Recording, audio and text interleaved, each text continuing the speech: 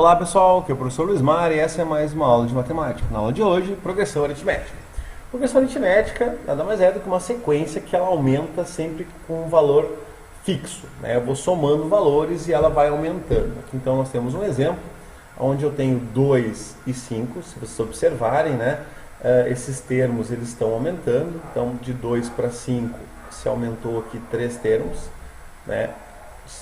De 5 para 8 mais 3, de 8 para 11 mais 3, então todos eles estão aumentando sempre, né, numa razão de 3, né? O que é essa razão então? É esse valor fixo que vai aumentando, que nesse caso é o 3, tá? E toda a PA, a gente pode nomear, digamos assim, né, indexar os seus termos. Então o A1, no meu caso aqui, vai ser o meu primeiro termo, então é o 2. O meu segundo termo, que é o A2, vai ser o 5. O meu terceiro termo, que é o A3, vai ser o 8. E assim sucessivamente. E se eu quiser descobrir o centésimo termo, como que eu vou ter que somar 3 até chegar no centésimo termo, contar tudo isso? Óbvio que não, né? Então, para isso, nós temos eu vou ter então o meu termo geral, né? Então o termo geral é AN igual a 1 mais N menos 1 vezes a razão. Já vou explicar onde é que vem essa forma, mas vamos usar ela para ver, né? Então notem, por exemplo, quem é o meu AN? O N é a posição do termo que eu quero encontrar. Então, por exemplo, se eu quero o centésimo termo, o meu N vai valer 100. O meu A1, que é esse cara aqui, né, é o primeiro termo que eu tenho, que no meu caso aqui é o 2. A minha razão é o quanto ele está aumentando, que nós já vimos que neste exemplo é 3, né? Então a razão aqui é 3. Ok? Então agora, com todas as informações, eu consigo descobrir quem é o meu centésimo termo, ou seja, o meu A100. Quem é o meu A1? 2. Mais N menos 1, então 100 menos 1 vezes a razão, que é 3, e aí eu calculo esse cara. Vai dar 2 mais 99 vezes 3. 99 vezes 3, então vou ter 2 mais 99 vezes 3, eu vou ter aqui 27, vai 2, então eu vou ter 297, ok? Então 297. Ou seja, o meu A100, o meu centésimo termo, vai ser 299. Esse vai ser o meu centésimo termo. Eu não preciso, então, fazer essa soma até chegar no 100 para encontrar. Basta usar esse termo geral. E da onde que vem esse termo geral? Ele é muito fácil de deduzir, então eu vou mostrar para vocês da onde que vem esse termo geral. Bom, notemos agora, então, que o meu primeiro termo é o A1, então definimos ele como sendo A1. O meu segundo termo vai ser o primeiro termo mais a razão, porque essa é a ideia da PA, né? Eu pego o termo anterior e somo um valor padrão nela. O meu A3 vai ser o meu termo anterior mais a razão. O meu A4 vai ser o termo anterior, ou seja, o A3 mais a razão. E assim sucessivamente. Só que vai chegar num ponto que eu vou ter o seguinte: quem vai ser o meu AN? Ou seja, quem é o meu termo geral, né? Onde eu só coloco o N e acho ele. Se vocês observarem, né, o A2 é A1 mais R. O A3 é o A2 mais R. Mas quem é A2? A2 é esse cara de cima. É A1 mais R mais o R que está aqui. Quem vai ser o meu A4? O meu A4 é o A3 mais R. Mas quem é A3? A3 é tudo isso aqui, ó.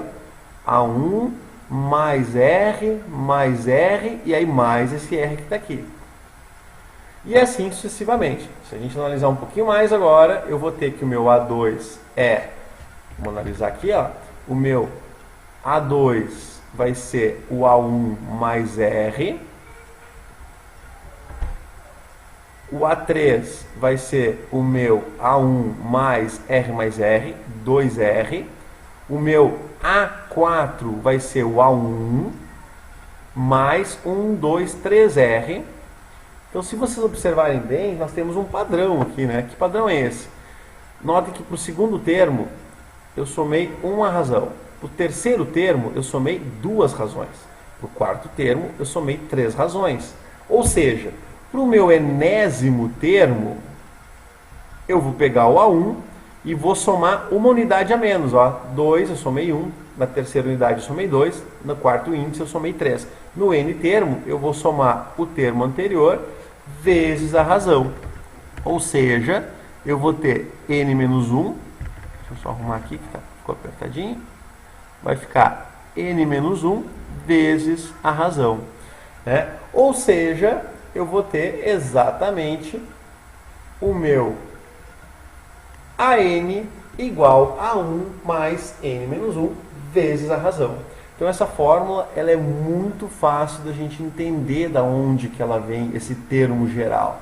Né? Então basta fazer essa pequena dedução. Tá? E aí tem a parte agora das somas de uma PA. Né? A soma da PA também é muito simples de entender. Pessoal, para a gente poder efetuar a soma dos termos de uma PA, eu poderia fazer 1 mais 2 mais 3 mais 4, essa PA, por exemplo, que vai de 1 até 100. Só que isso daria muito trabalho, eu teria que somar muitos valores. Foi então que conta a história que o professor de Carl Friedrich Gauss, foi um matemático alemão, matemático, físico, astrônomo, né? Que durante a aula ele era um aluno muito inquieto, conta a história que ele tinha 9 anos, outros contam 12, né? E que a professora mandou somar, os alunos somarem de 1 a 100, para ocupar tempo ali, né? Efetuar as somas, e o Gauss efetuou a conta de uma forma muito rápida. O que o Gauss verificou?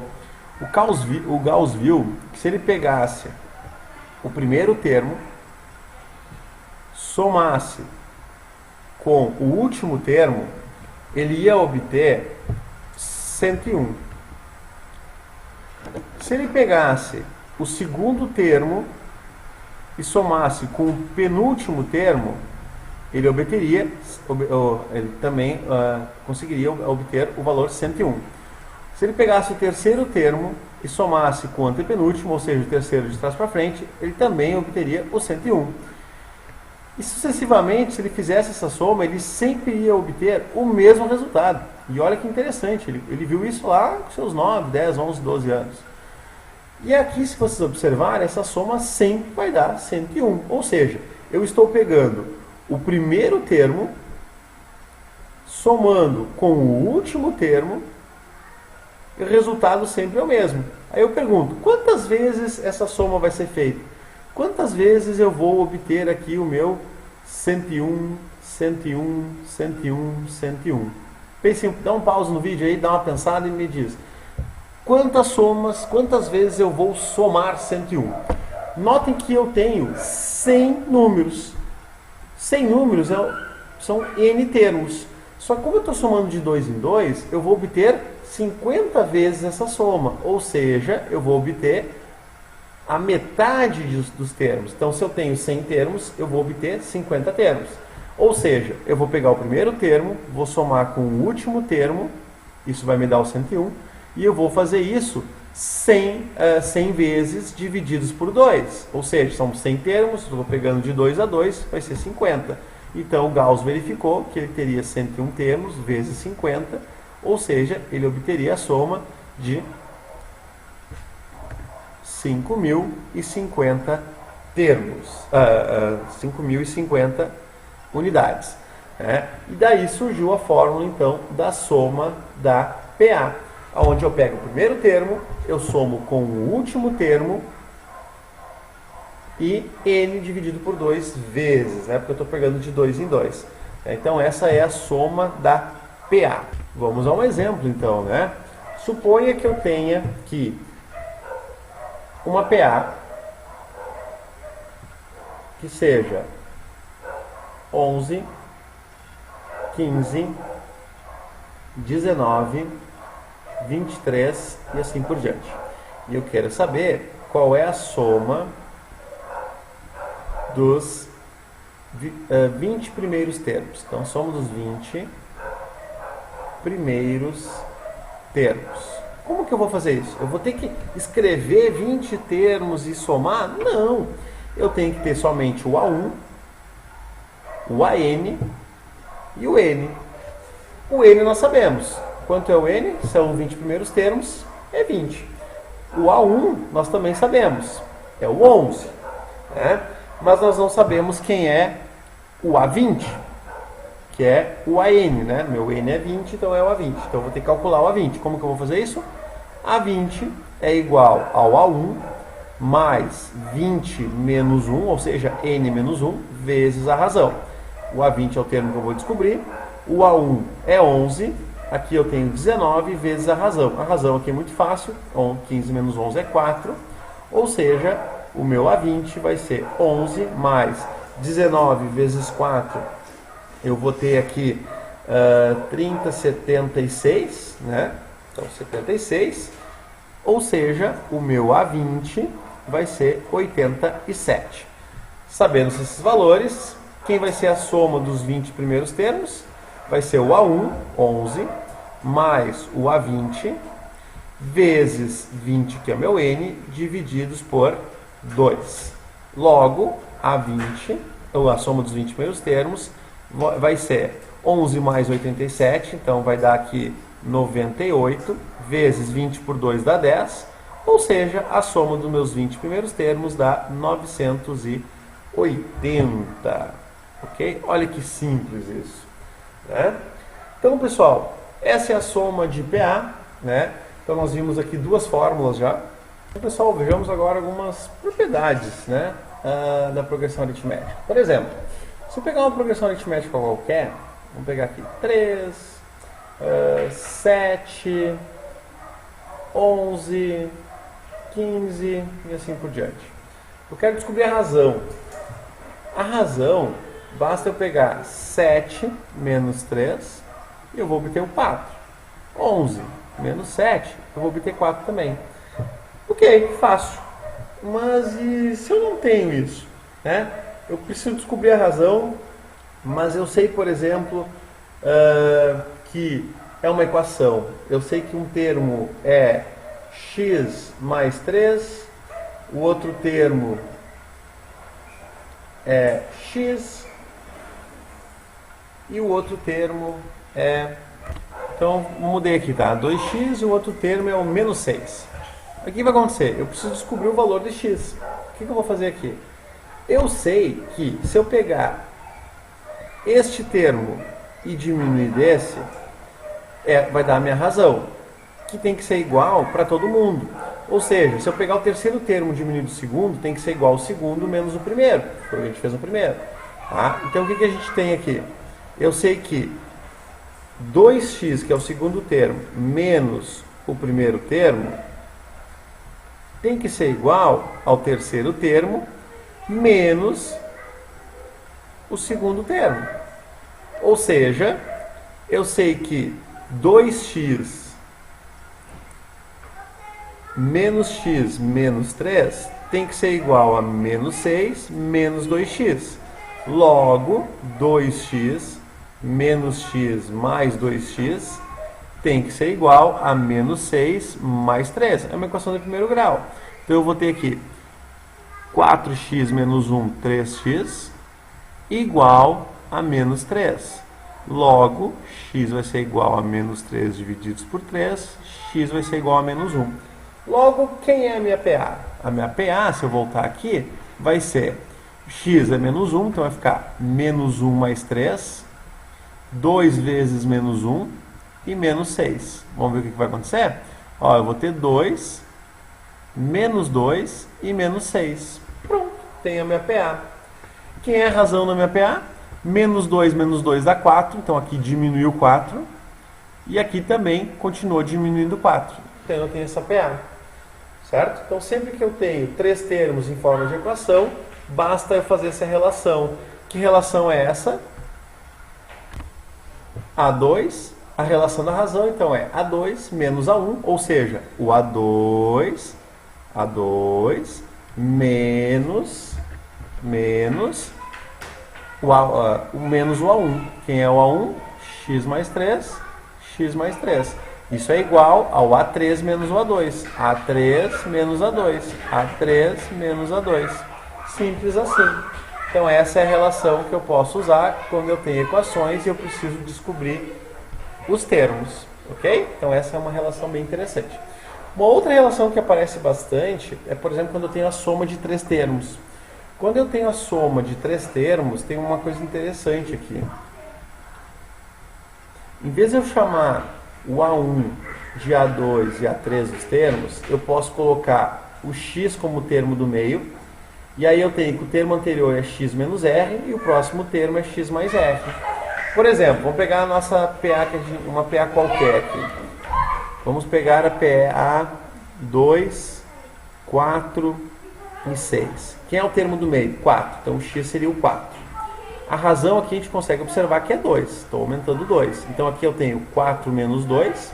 E aqui eu tenho 4 mais 2. Ou seja, 2, 4 e 6. Que é exatamente a minha PA. Então essa relação ajuda bastante. Por quê? Quanto é 2 mais 4 mais 6 nesse caso? É 12. Então se eu pegar a somar, e eu preciso descobrir quem são os valores, basta eu fazer o quê? Notem que eu tenho x menos r mais x mais r igual a 12. Como é que eu vou descobrir quem são esses termos se eu tenho só a soma? Nota que menos r e r se anulam, por isso essa configuração. Eu vou ficar com 3x, x mais x é igual a 12. X é igual a 12 divididos por 3, x é igual a 4. Logo eu descobri o termo do meio, que é o meu 4. Então funciona muito bem essa relação. Tá? Essa x menos r com x mais r. Tá ok? E para finalizar o vídeo, vamos falar sobre classificação de PA, que é uma coisa muito simples. Por exemplo, se eu tenho essa PA aqui, ó, 3, 10, 17, 24, ok. Nota que eu tenho uma PA que ela está aumentando 7, né? Está sempre aumentando 7, ó. Ou seja, a minha razão é igual a 7, ou seja, a razão é positiva, ela é maior que 0. Logo, a minha PA é crescente.